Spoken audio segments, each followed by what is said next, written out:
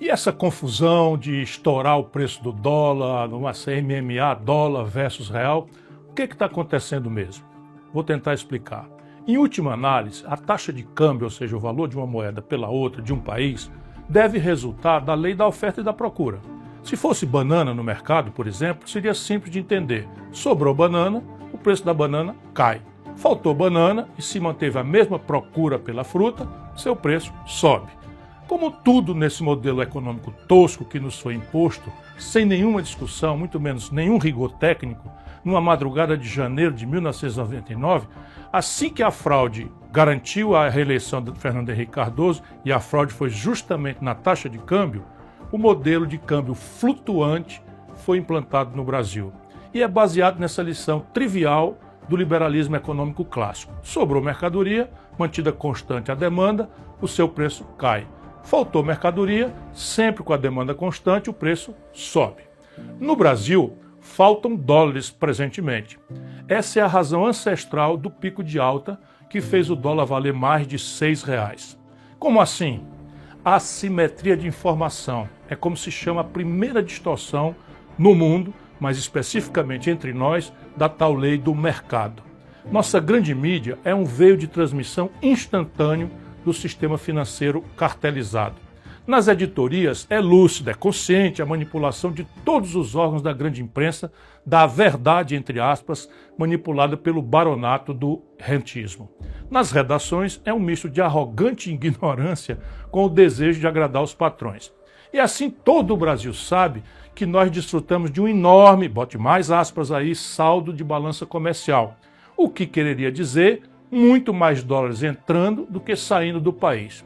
Pois é, só que a conta em dólares do Brasil com o estrangeiro tem muitas outras rubricas além da rubrica comercial e em quase todas as outras rubricas o nosso país está levando uma grande e pior, crescente surra. O resultado final nos últimos 12 meses é um rombo nas nossas contas com o estrangeiro de 2,23% do PIB. Só para que todos tenham uma ideia do desastre que Lula e o PT estão produzindo no Brasil, no ano passado, no mesmo período, tínhamos um saldo negativo de menos da metade do de hoje, no que se chama transações correntes, que é isso, tudo de dólar que a gente manda para fora e tudo de dólar que entra no país. No câmbio do momento em que lhe falo, R$ 6,20 por dólar, o rombo em dólares nas nossas contas externas é de 43 bilhões e 610 milhões de dólares nos últimos 12 meses.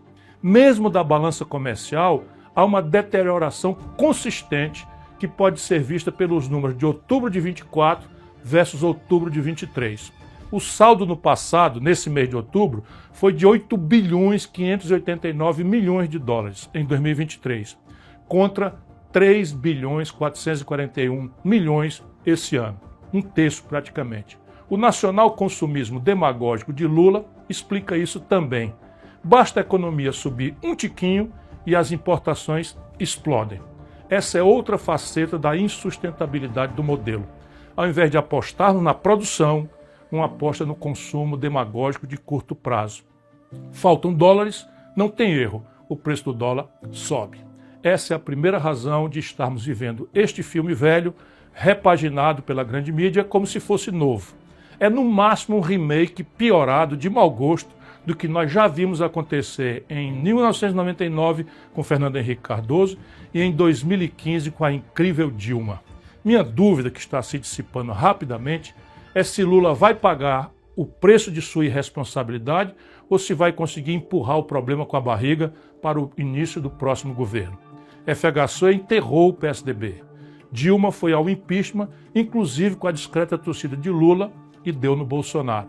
Mas não é só essa a causa. Infelizmente, a partir dessa base de fato já descrita, há outras camadas que concorrem para a mais violenta desvalorização do real dos últimos tempos.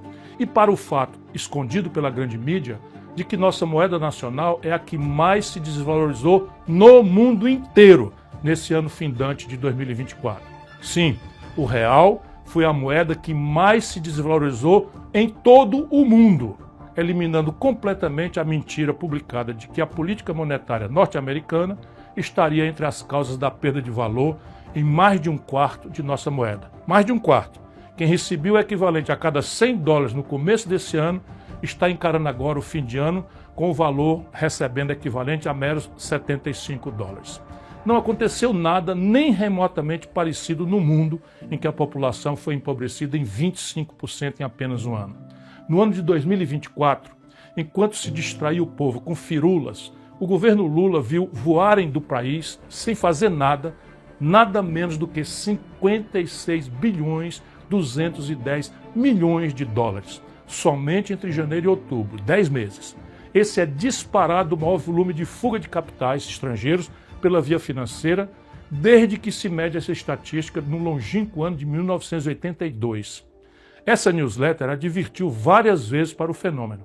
Comparei com a migração das as aves do norte rumo ao sul, quando chega o inverno, para elas fugirem do que os seus instintos sabem ser uma temperatura mortal para elas.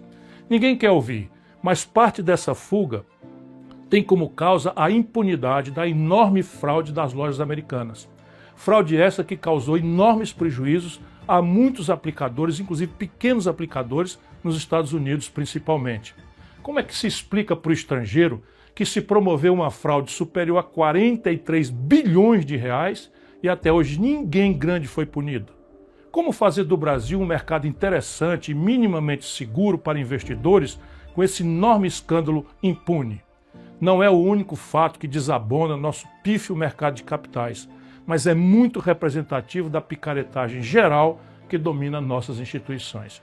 E, finalmente, a alegada questão fiscal. Sim, ela é um aspecto muito grave de nosso provável colapso econômico. A data e o contexto com que foi deflagrado o notório ataque especulativo contra o real, entretanto, não deixam dúvida quanto à atuação em cartel do sistema financeiro brasileiro e de seus sócios no estrangeiro. O que é chocante e vergonhoso é o banqueiro de Lula, o novo presidente do Banco Central, Galípolo, negar explicitamente esta evidência. A mim, nunca enganou. Quem acompanha essa newsletter já sabe da insustentabilidade do modelo econômico em vigor. Vou apenas rememorar. Não faz nenhum sentido a expressão superávit primário no Brasil. Em tese, em manuais ingênuos de economia, à luz da esculhambação brasileira, se você gastasse um pouquinho menos do que arrecada, gerando uma pequena sobra, o tal superávit primário, a sua dívida se manteria em volume estável ou até diminuiria, dependendo do tamanho da sobra. Essa é a picaretagem denominada de superávit primário pela grande mídia brasileira, a serviço sujo dos seus donos entre a banqueirada. Vamos aos números. Desde que essa engenhoca foi introduzida entre nós, naquela madrugada de 1999, nem um único ano, leiam os meus lábios, nem um único ano o superávit obtido foi suficiente para pagar sequer os juros da nossa dívida. Nesse ano de responsabilidade criminosa de Lula e sua banda, deixe eu renovar os números. Até novembro último, o Brasil contabilizou na dívida pública 869 bilhões e 300 milhões de reais, apenas no ano da graça de 2024. Isso equivale a monstruosos 7,49% do nosso PIB, que é um ano inteiro de produção de todo mundo no Brasil, e nos coloca sem rival como o país do mundo que mais paga juros. Como estamos em déficit primário, ainda que pequeno, entre aspas, frente a esses números assustadores, essa montanha de juros vai toda para a dívida pública.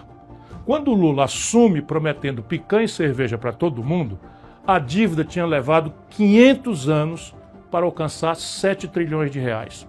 Em apenas 2 anos de irresponsabilidade, a dívida já está em 9 trilhões e 300 bilhões de reais. Subiu 2 trilhões de reais em apenas 2 anos. Ora, ninguém precisa ser economista para entender o que acontece com um devedor que aumenta sua dívida tão velozmente. Os agiotas apertam os prazos, encarecem os custos, ou seja, sobe os juros, e colocam o olho na porta de saída, enquanto acabam de esfolar o devedor. Essa é a explicação derradeira para a oportunidade do ataque especulativo que estamos todos vendo, menos o reacionário Lula e o seu novo banqueiro Galípolo. No curto prazo, comprar dólar é a tal porta de saída. Ora, uma das pernas do tal tripé macroeconômico com a qual o Lula se comprometeu, traindo o Brasil e sua história, é o tal câmbio flutuante. Para que ele existe? Para que as contas externas do país se ajustem selvagemmente, como a crueldade do tal mercado advoga. País nenhum do mundo sério faz isso. Por quê? Voltaremos ao assunto. O preço do dólar mexe com praticamente todos os preços da economia, diz da competitividade sistêmica nas relações de comércio exterior. Enfim, deixar flutuar ao sabor de ataques especulativos não é coisa séria a não ser aqui. O que estamos vendo acontecer? O pior dos mundos. Lula queimou esta semana mais de 30 bilhões de dólares públicos, entregando aos especuladores que, diz o seu banqueiro, não estão especulando. Se não é um ataque especulativo, por que queimar 186 bilhões de reais do dinheiro público, fazendo fácil a vida de criminosos que estão atacando a nossa moeda e, portanto, a economia popular? Se não for um ataque especulativo, óbvio, o câmbio flutuante resolve o problema achando sozinho o novo ponto de equilíbrio. Tudo papo furado, tudo picaretagem. Quem tem no Brasil ou alhures em posições brasileiras 186 bilhões de reais para torrar em 4 dias, comprando dólar barato, entre aspas, do povo brasileiro, não duvidem, são apenas meia dúzia de 3 ou 4. Afora pouquíssimos magnatas estrangeiros que estão trocando sua posição de comprados para vendidos no Brasil, houvesse governo, Ministério Público e Judiciário, seria muito fácil identificar para quem o Banco Central resolveu vender em perfeito acordo e coordenação aqueles que miravam a porta de saída do devedor, irresponsável e demagogicamente. Em tempo, com os 3 pontos adicionais de juros, nossa conta anual ultrapassará a casa de 1 trilhão de reais só de juros por ano. O arroxo petista no salário mínimo, nos proventos dos aposentados e no auxílio a idosos doentes e crianças autistas vai fazer muita falta aos mais pobres e sofridos dos brasileiros.